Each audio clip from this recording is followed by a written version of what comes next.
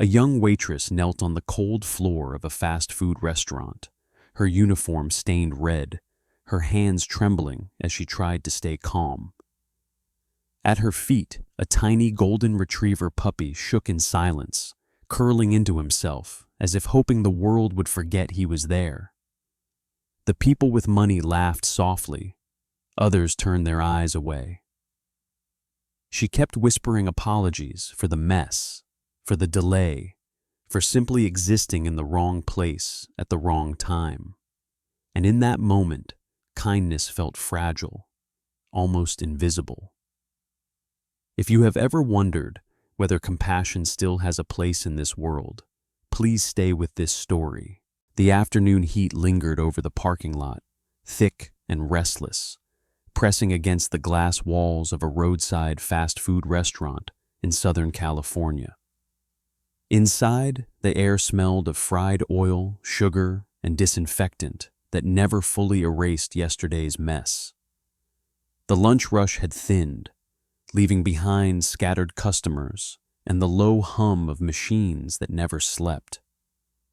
Emily Harris knelt near the counter, wiping the floor with slow, practiced movements, her shoulders tight from hours of standing. Emily was 24, slender and slightly taller than average, with a body shaped more by long shifts than comfort.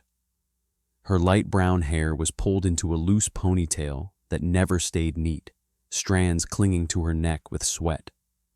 Her skin carried a pale warmth beneath a faint tan, freckles dusting her nose and cheeks. There was a quiet softness in her face, but her eyes, gray and alert, held the guarded look of someone who learned early not to expect kindness from strangers. She worked carefully, as if trying not to exist.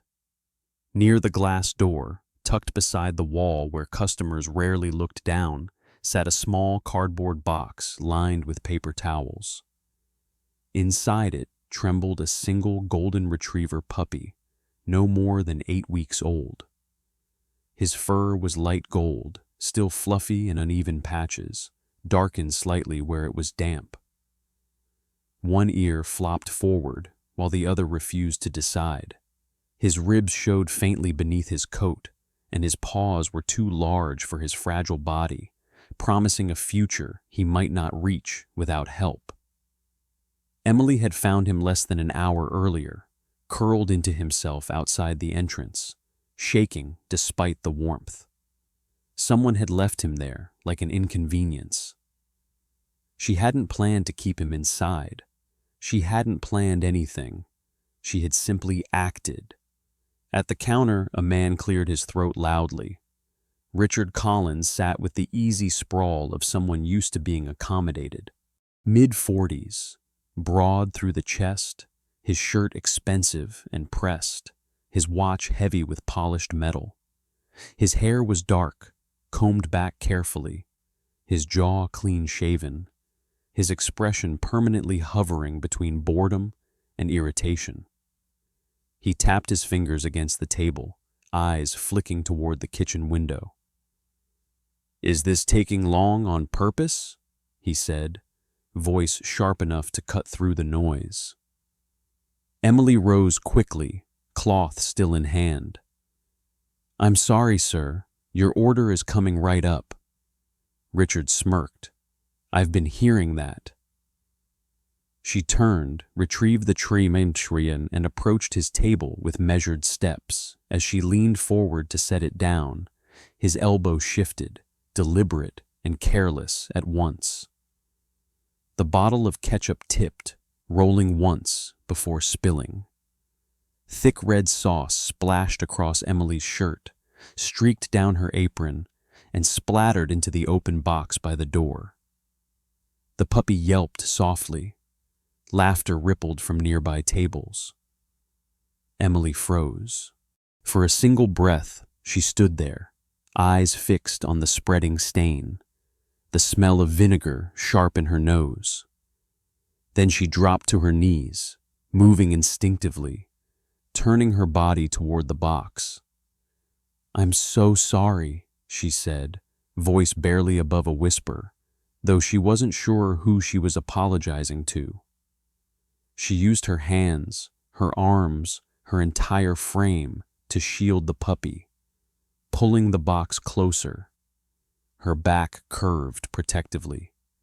Ketchup smeared across her forearms, soaked into her clothes, streaked her hair where it brushed her shoulder. Richard leaned back, amused. "It's just sauce," he said. "Relax, and maybe don't bring animals into a restaurant." The puppy pressed against Emily's chest, his small body trembling. She felt his heartbeat racing beneath her palm. Fear, sharp and familiar, tightened her throat. She knew what came next. A warning, a write-up, maybe worse. No one spoke up. A few customers glanced away. One woman lifted her phone, recording, then lowered it again when Richard glanced in her direction. The manager stayed behind the counter, eyes fixed on the register as if numbers mattered more than people. Emily bowed her head, her shoulders shaking, but her hands stayed firm where they mattered. She would take the blame. She always did. What she would not do was move. Outside, the door slid open and then stopped. Daniel Brooks stood just beyond the glass, sunlight outlining his figure. He was tall, built solidly, his posture straight in a way that didn't relax even at rest.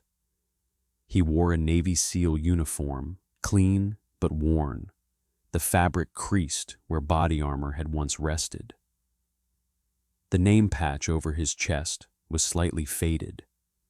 His sleeves were rolled just enough to reveal forearms lined with old scars, thin, pale reminders of places he didn't talk about. Daniel was 36. His face was angular, jaw marked by short, dark stubble that hinted at exhaustion rather than neglect. His hair was cut close, regulation neat, with threads of gray at the temples. His eyes were a steady blue, not cold, but measured the eyes of a man who learned to read rooms before they exploded. He had just stepped out of his truck, intending to grab water before the drive back to base. He hadn't expected to stop. He hadn't expected to see red sauce dripping from a woman's clothes as she knelt on the floor, shielding something small and alive. Daniel didn't move. He took in the scene with trained precision. The man at the table, relaxed, unafraid. The woman kneeling, shaking, but unyielding. The puppy, half hidden, afraid to make sound. The silence of the room, heavier than any shout. Something old shifted in his chest. He had seen this before.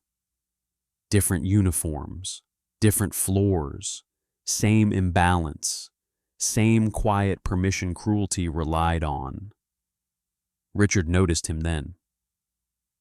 "Hey," Richard called, nodding toward the door. "We're kinda busy in here." Daniel didn't answer. Emily lifted her head slowly. Her eyes met his through the glass. For a heartbeat, everything else fell away. The noise, the smell, the laughter that had already started to die. She saw the uniform first, the posture second, and then the look in his eyes. Not anger, not pity, recognition. Daniel's hand rested on the door handle, unmoving, as if the choice in front of him weighed more than any order he had ever followed. Emily swallowed, her fingers tightening around the edge of the box. The puppy whimpered once, soft and weak, and the glass between them reflected both their faces, caught in the moment before something irreversible began. Daniel Brooks did not enter the restaurant right away. He stood just inside the shadow cast by the overhang, the glass door closed in front of him, the late afternoon light stretching his reflection thin across the floor. Heat pressed against the fabric of his uniform, the kind that clung rather than burned. Southern California had a way of pretending everything was fine, even when it wasn't. Daniel was 36, tall and broad-shouldered, built the way men are when strength is shaped by necessity rather than appearance. His Navy SEAL uniform sat clean against his frame, the creases sharp, the insignia worn without shine. He hadn't changed after leaving base, not because he wanted to be seen, but because the uniform was still part of him. Taking it off felt dishonest, like pretending he was someone else. He watched. Inside, the restaurant had resumed its low mechanical rhythm. Fryers hissed, a soda machine rattled, a television murmured from the wall, ignored. People returned to their food with the speed of those relieved not to be involved. Emily Harris remained near the counter. From here, Daniel could see her clearly. She had risen from the floor but hadn't straightened fully. Her shoulders still curled inward, as if expecting another blow that never came. Ketchup stained her shirt and apron, dark and uneven, already beginning to dry. She kept apologizing. Soft, automatic, each word leaving her mouth before she seemed to decide to speak. "I'm sorry," she said to the manager. "I'm sorry," she said to the table. "I'll clean it right away." Her voice did not crack. That, more than anything, struck him. Emily was young, but her body carried the posture of someone older. Slender, slightly tall, her movements careful, economical. Her hair, light brown and pulled back too tightly, had begun to loosen, wisps sticking to her neck.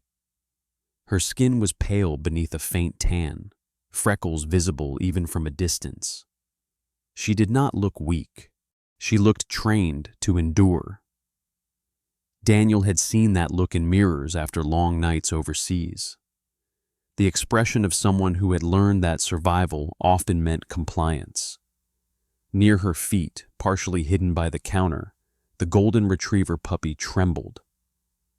Daniel's eyes narrowed, focusing. The puppy was too small to be alone. His fur was pale gold, still soft with youth, but matted in places. His body pressed low to the floor, legs tucked beneath him as if trying to disappear. One ear lay flat, the other half raised, uncertain. His breathing was quick and shallow, his chest fluttering like a trapped bird. When a customer laughed nearby, the puppy flinched and pressed himself closer to Emily's ankle. She noticed instantly. Without looking down, without breaking her apology, Emily shifted her stance just enough to block him from view. Her foot angled inward, her calf moved back. A small, practiced adjustment, protective, instinctive. Daniel felt something tighten behind his ribs. Richard Collins reclined in his chair, satisfaction written plainly across his face. From the outside, he looked like many men Daniel had encountered stateside, confident, well-fed, accustomed to being accommodated. His posture was loose, careless, his expression faintly amused, as though the entire moment had been entertainment purchased along with his meal. Richard said something Daniel couldn't hear, and the people at his table laughed again. Emily apologized again. Daniel noticed the way her hands shook when she reached for a rag. Not dramatically, just enough. The kind of tremor that came from swallowed fear, from adrenaline with nowhere to go. He also noticed what didn't happen. No one stood up. No one told Richard to stop. No one asked if she was all right. A woman near the window lifted her phone halfway, hesitated, then lowered it. A man near the soda machine glanced over, frowned briefly, then turned his back. The manager remained behind the counter, eyes fixed on a screen that did not require his attention. Daniel had seen rooms like this before. Different country, different stakes, same dynamic. Power did not need to shout. It simply waited for everyone else to look away. The puppy whimpered, a soft, involuntary sound. Emily froze for half a second, then bent slightly, murmuring something Daniel couldn't hear. Her hand dropped, fingers brushing the puppy's head in a motion so quick and gentle it almost went unnoticed. Almost. Daniel exhaled slowly through his nose. He remembered villages where men in clean clothes stood by while others suffered.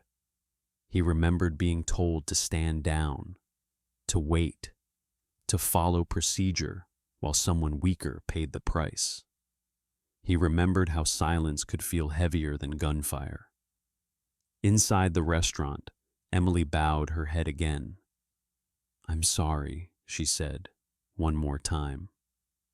The puppy pressed closer to her leg, shaking. Daniel understood that moment with painful clarity. He understood the exact shape of it. The moment when people with money or influence believed the world would absorb their cruelty without consequence. The moment when apologies were expected from the wrong person. The moment when survival depended not on justice, but on whether someone chose to see. Daniel's hand rested at his side, fingers flexing once before stilling. He did not open the door, not yet. Daniel Brooks opened the door and stepped inside. The bell rang again, thin and forgettable, but this time it carried weight. Heads turned. A pause rippled through the room, brief and uncertain, before conversations tried to resume. The Navy SEAL uniform cut through the ordinary scene like a hard line drawn across soft paper. Daniel did not announce himself. He didn't scan the room theatrically or square his shoulders. He simply entered and stopped near the drink station, posture relaxed, hands visible, eyes taking everything in. His presence was quiet but unmistakable, the way certain storms didn't need thunder to be felt. Emily Harris felt it immediately. She was crouched near the counter again, wiping the floor where the ketchup had spread and dried into dull red streaks. Her back ached. Her knees stung from kneeling too long. When she glanced up and saw Daniel inside the restaurant now, something in her chest tightened. Not hope, not relief, but fear sharpened by awareness. She knew how this worked. Help came with consequences. Mark Reynolds hadn't missed it either. Mark was in his early 40s, tall and well-fed, with the easy confidence of a man who'd never had to lower his voice to be heard. His hair was dark, touched with gray at the temples, styled carefully. His beard was trimmed close, more fashion than necessity, framing a face that had grown used to winning arguments by outlasting them. Years earlier, Mark had inherited a regional construction firm from his father, expanding it aggressively, learning early that money didn't just buy comfort, it bought silence. He leaned back in his chair, eyes narrowing slightly as he took in Daniel's uniform. "Well," Mark said loudly, smiling without warmth, "looks like we've got an audience." A few customers chuckled, unsure. Phones came out again. Emily flinched at the sound of Mark's voice. She stood, wiping her hands on her apron, already preparing to apologize again.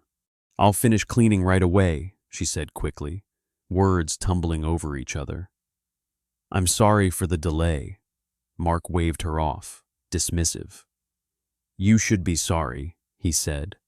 "I don't know who hired you, but you're clearly not qualified. This isn't charity." Emily nodded. She hated herself for it, but her body moved before her pride could catch up. She bent to grab the bucket again, eyes lowered. Near her ankle, the golden retriever puppy pressed closer, his small body rigid with fear. He was only a couple of months old, his fur still soft and uneven, stained faintly pink along one flank. His eyes followed every movement, dark and watchful, as if the world had already taught him to expect harm. Mark noticed the puppy again and scoffed. "Unbelievable," he said. "Animals, messes, incompetence. This place is going downhill." Behind the counter, the manager cleared his throat. His name was Greg Miller, no relation to Daniel, though the coincidence would have irritated him if he noticed.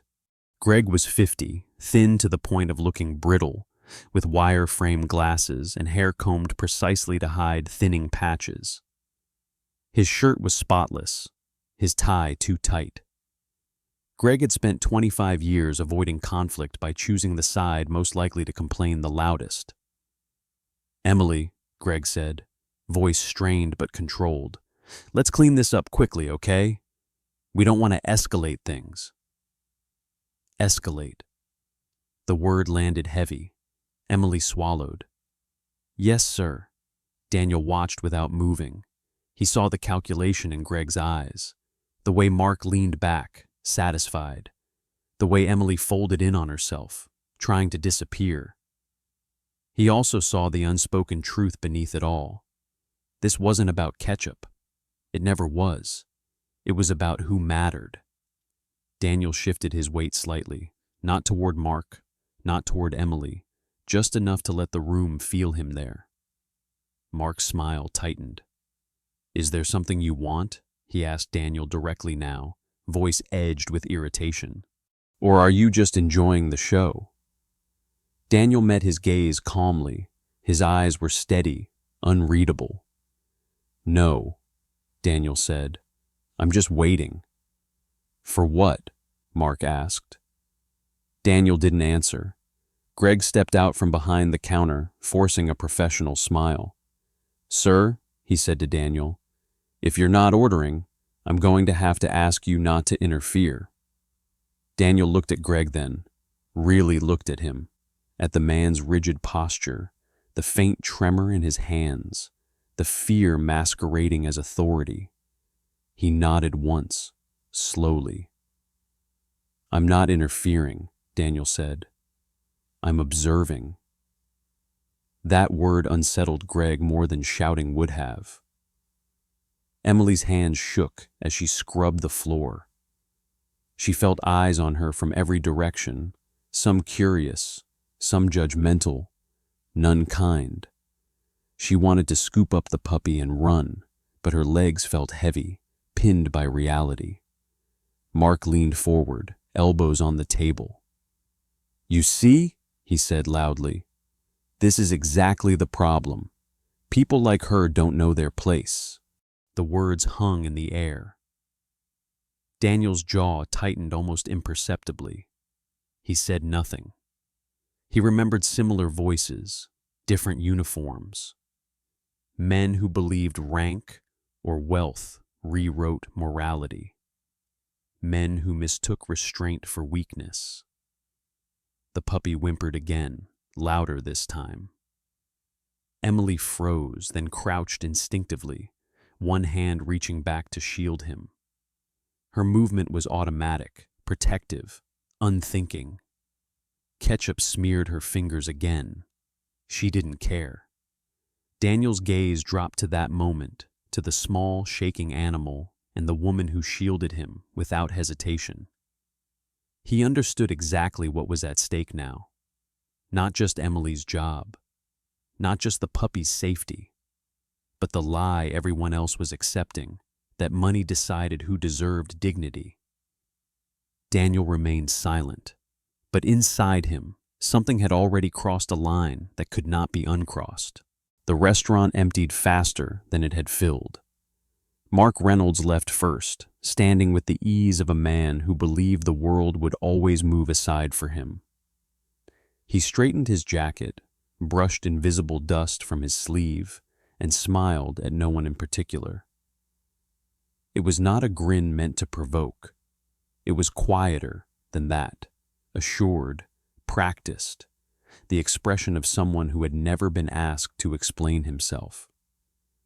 As he passed Emily, he didn't look at her. That omission felt deliberate.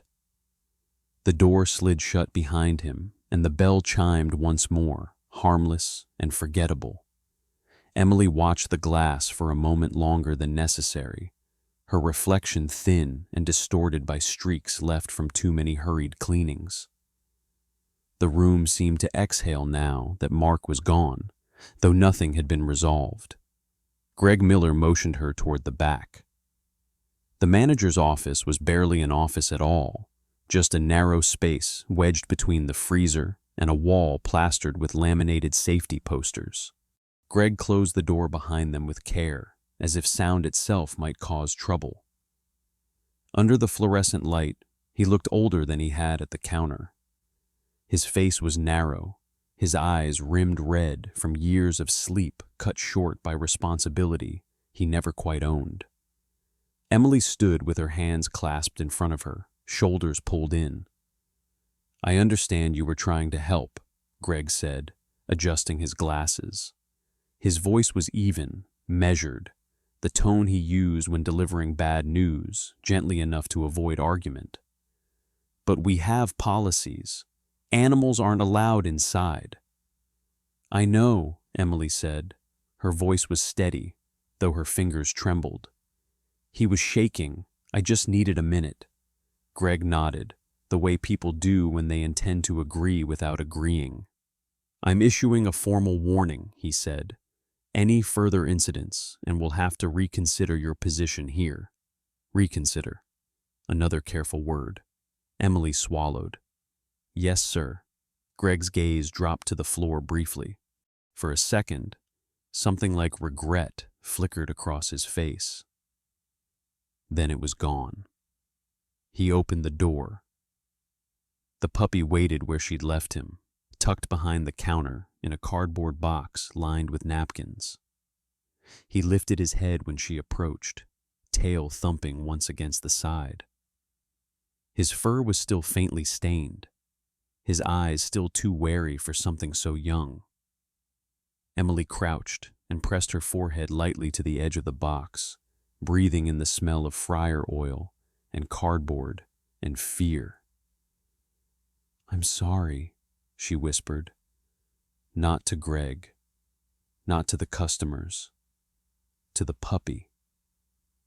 Outside, Daniel Brooks watched Mark Reynolds cross the parking lot.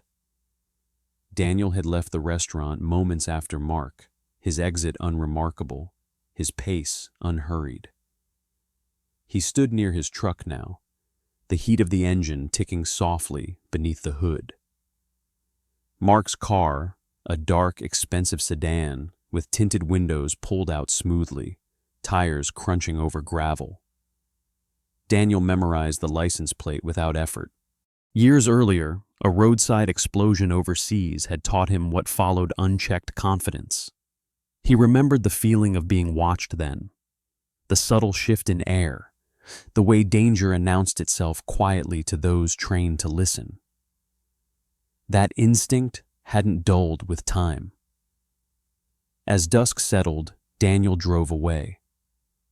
He didn't take the most direct route back to his apartment. He never did after days like this. The streets thinned as he turned toward older neighborhoods, streetlights flickering on in uneven intervals. His place sat above a closed auto parts shop, a narrow unit that smelled faintly of oil and sun-warmed concrete. He parked, waited, and counted breaths. A car rolled past at the end of the block, slowed, then continued. Daniel didn't move. He climbed the stairs to his apartment, unlocked the door, and left the lights off. From the window, he watched the street through a gap in the blinds. The same car passed again, slower this time. The engine idled near the corner, too long to be coincidence. Daniel felt the familiar awareness settle in, heavy and precise. He wasn't surprised. Power rarely forgave witnesses. Inside the restaurant, Emily finished her shift in silence. Customers came and went. No one mentioned what had happened. When she clocked out, the sky had darkened to a bruised purple. She carried the box carefully, one arm wrapped around it as if it might shatter.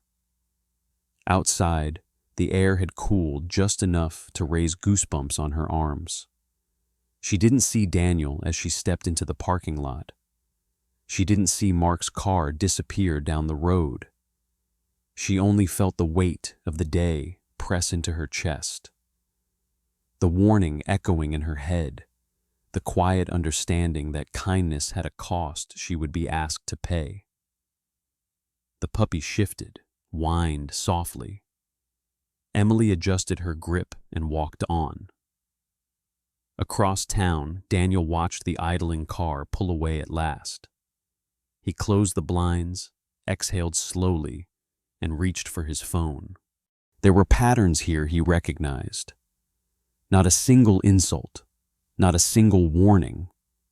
A system that counted on people like Emily to stay small. Daniel sat at the edge of his bed, uniform still on, jaw set. This hadn't been an isolated moment. It never was. Daniel Brooks waited until morning to make the call. The night had been quiet again, too quiet. No car idling this time, no footsteps on the stairs. That absence told him as much as noise ever did. Whoever had wanted to be seen had already been seen. The message had been delivered. He sat at the small table in his apartment, uniform still hanging from the back of a chair. In daylight, the room looked smaller, sparse, a life built for movement, not comfort. He unlocked his phone and scrolled to a name he hadn't touched in years. Ethan Cole answered on the second ring. Ethan was 40 now, broad-shouldered, with a thick neck and a beard that had gone from regulation short to stubbornly full after leaving the service. His voice carried the same steady calm it always had, shaped by years of clearing rooms and watching doors. After discharge, Ethan had built a modest private security firm, legal, discreet, and expensive enough that people thought twice before lying to him. "Danny," Ethan said, "that uniform still treating you like it owns you?" Daniel exhaled. "I need eyes," he replied, "and records." There was a pause, not hesitation, calculation. "Send what you have."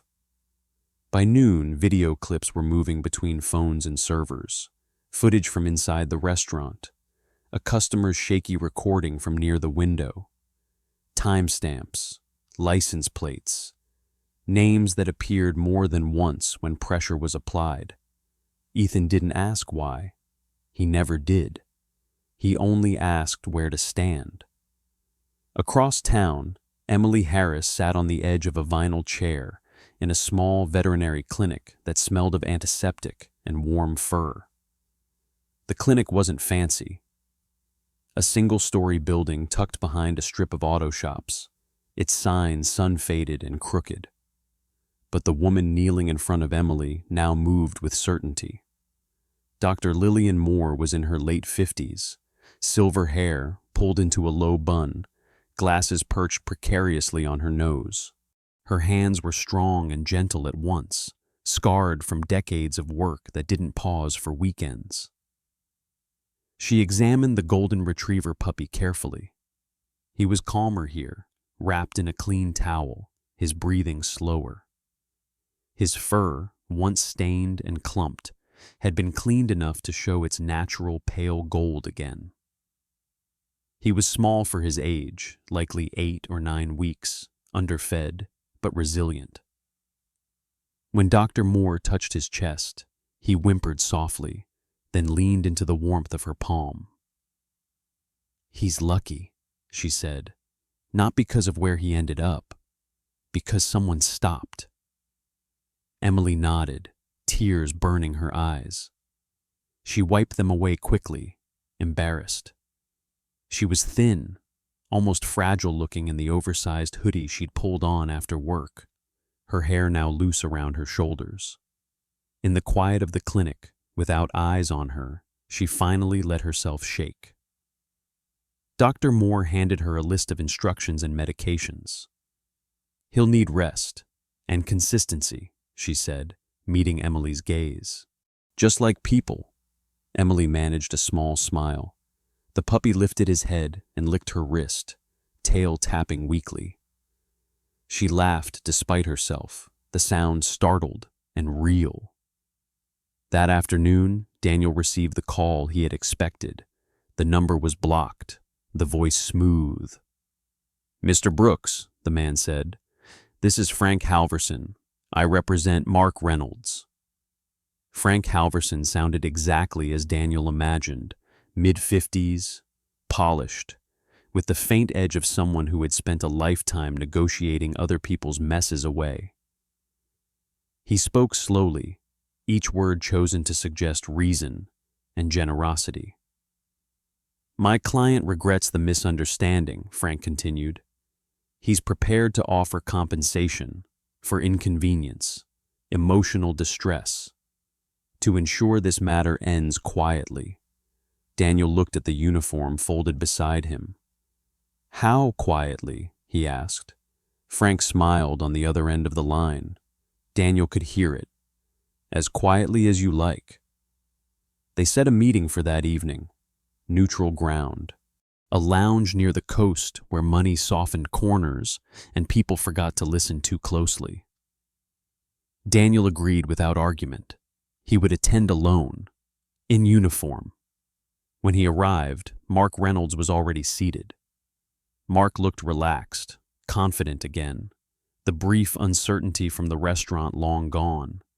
He wore a tailored jacket this time, beard trimmed precisely, hair immaculate. A glass of amber liquid rested near his hand, untouched. He stood when Daniel approached, offering a hand that Daniel did not take. "Let's be adults," Mark said, smiling. "No need to make this bigger than it is." Daniel sat. Mark leaned forward, lowering his voice. "You saw something you didn't like. It happens. But people get hurt when things go public. Jobs, reputations, innocent people." Daniel watched him carefully. He noticed the way Mark framed threats as concern, the way money hovered just beneath every sentence. "And the girl?" Daniel asked. Mark shrugged. "She'll land somewhere, or she won't. That's not really my problem." He slid an envelope across the table. Daniel didn't touch it. Behind Mark's confidence, Daniel could already see the cracks forming. He knew the cadence of men who had never been told no. He knew how quickly certainty collapsed when silence refused to be bought. Daniel met Mark's eyes, expression unreadable. "Tell me everything," he said quietly. Mark laughed, relieved, misunderstanding entirely. And somewhere across town, Emily tucked the sleeping puppy into a borrowed bed, unaware that the quiet she'd been offered was about to become very expensive. The lounge overlooked the coast, all glass and muted light, designed to make difficult conversations feel smaller than they were. Waves rolled in with a steady hush that softened edges and invited confessions. Mark Reynolds chose the table closest to the railing, a place where people could see him without hearing him too well. It suited his sense of control. Daniel Brooks arrived exactly on time. He wore his Navy SEAL uniform again, not crisp for display, not loosened for comfort. It sat on him like a truth he refused to negotiate. He didn't scan the room for allies or threats. He took the chair opposite Mark and set his hands on the table, palms open. Mark smiled, the easy confidence returning now that he believed the ending had already been written. Up close, the lines around his eyes were more visible, etched by years of advantage mistaken for intelligence. His beard was trimmed with care, his jacket tailored to suggest effort without strain. He gestured to the unopened envelope between them. "Let's make this simple," Mark said. "I don't enjoy messes. You don't enjoy stress. We help each other." Daniel didn't look at the envelope. "Talk," he said. Mark laughed softly, relieved. He leaned back and began the performance. He spoke about misunderstandings, about optics, about how a single complaint could spiral if handled by the wrong people. He framed his behavior as impatience, his words as a lapse, his money as a tool for repair. As he spoke, he grew bolder, mistaking Daniel's silence for agreement. "I built my company from nothing," Mark continued. "People like that waitress Emily, right? They come and go. This world runs on momentum. You don't stop it with feelings." Daniel listened. He let Mark fill the space. He let him name numbers, suggest consequences, imply leverage. He watched the man's confidence stretch into arrogance, then settle into certainty. He had seen this cadence before, the moment when someone believed they were safe enough to tell the truth out loud. Behind the bamboo screen, a figure shifted. Ethan Cole sat with his back straight, shoulders filling the shadow. He wore a plain shirt and jeans, his beard thicker than it had been in uniform, his eyes focused and steady. Years in tight spaces had taught him to disappear when needed. A small recorder lay flat on the table before him, capturing every word. Daniel met Mark's gaze. "Say it again," he said. "About the money." Mark frowned, annoyed, then shrugged. "I'll pay to end it," he said. "That's how things work." The words landed cleanly. Lights flared. Badges caught the glow as two federal investigators stepped forward, calm and precise. The taller of the two, Agent Rachel Monroe, had sharp features and a posture that suggested patience sharpened by long hours. Her hair was pulled into a tight bun. Her voice, when she spoke, carried authority without threat. Beside her stood Agent Thomas Reed, broader, older, his expression neutral, eyes already cataloging exits. "Mr. Reynolds," Agent Monroe said, "we'll need a moment of your time." Mark's face drained of color. His mouth opened, then closed. He looked at Daniel, then at the envelope, then back at the agents. The sea continued its steady rhythm, indifferent. Across town, the restaurant manager's phone rang while he was closing up. Greg Miller listened, his shoulders sagging as instructions were delivered. By morning, the store would be under review. Policies would be examined. Names would change. The kind of accountability that arrived quietly but stayed would follow. Emily Harris learned the news from a call she didn't expect. She was at the clinic again, sitting on the floor beside a low bed where the golden retriever puppy slept, belly rising and falling in an easy rhythm now. His fur had filled out, the stains long gone, his eyes bright when they opened. He was still small, still young, but no longer afraid of every sound. When she hung up, Emily sat very still. She was slender, her posture less folded than before, hair pulled back simply, skin warmed by the afternoon light. Relief moved through her slowly, like water finding a crack. She didn't cheer, she breathed. For the first time in days, the air didn't hurt. The restaurant offered reinstatement. A different manager, training changes, words that sounded like responsibility. Emily accepted, not because she needed them to be better, but because she was ready to stand where she had once knelt. Weeks passed. Daniel stood on the beach one evening, the sky widening into indigo. He watched the horizon until it softened, until the day released its grip. The uniform rested neatly on him, buttons aligned, sleeves straight. He hadn't worn it to win. He had worn it to refuse silence. Ethan joined him, hands in his pockets. "You could have walked away," he said. Daniel nodded. "I know." They stood without speaking, the sound of water doing what it always did, returning again and again, no matter who thought they owned the shore. When Daniel left, he did so quietly, no speeches, no explanations. The uniform didn't bow as he passed. It didn't need to. Sometimes God does not send thunder. He does not part the sky or speak in fire. Sometimes he sends a moment. A tired woman who chooses kindness when it costs her everything. A small, trembling life that refuses to give up. A man who sees injustice and does not look away.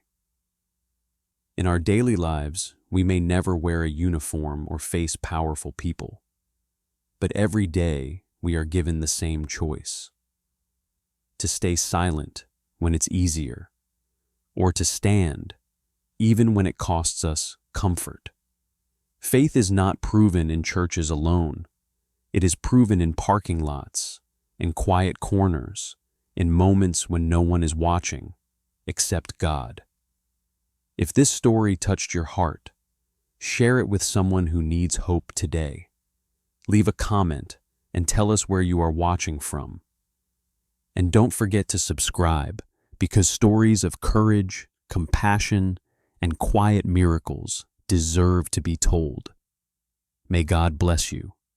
May He protect the gentle, strengthen the weary, and remind us all that even the smallest act of kindness can be a miracle.